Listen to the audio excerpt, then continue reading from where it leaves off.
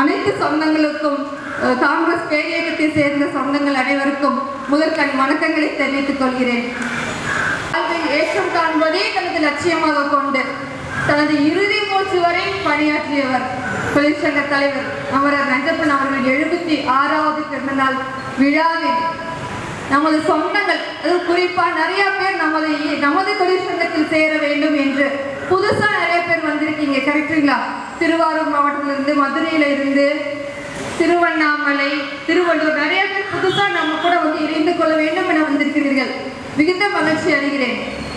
அருமை சகோதர சகோதரிகளே, தொழிலாளர்கள், தொழிற்சங்கம், முதலாளிகள், இந்த ஒரு உறவு என்பது கடந்த 20 ஆண்டுகளுக்கு முன்னாடி நான் சின்னதாக இருக்கும் போது இருந்து மறைந்த தொழிற்சங்க தலைவர் எனது தந்தை இங்கே சிமெண்ட் தொழிலாளர்களுக்கான அகில இந்திய பொதுச் செயலராக பணியாற்றி வந்தார். நான் பார்த்து தெரிந்ததெல்லாம் பிரச்சனைகள் கண்டிப்பாக இருக்கும்.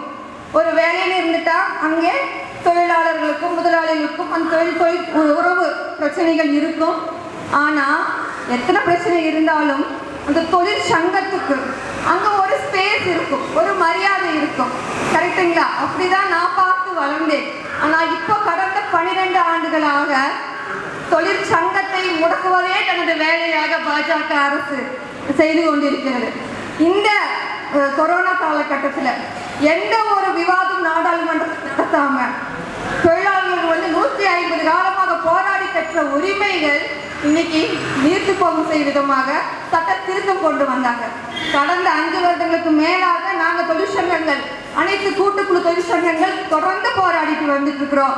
இன்னைக்கு வரைக்கும் அவங்க சரி சாய்க்கல. கடந்த நவம்பர் மாதம் அதை அவளுக்கும் கொண்டு வந்துட்டாங்க. தொழிற்சங்கங்கள் அதை எதிர்த்து தொடர்ந்து குரல் கொடுத்து வந்து கொண்டிருக்கிறது.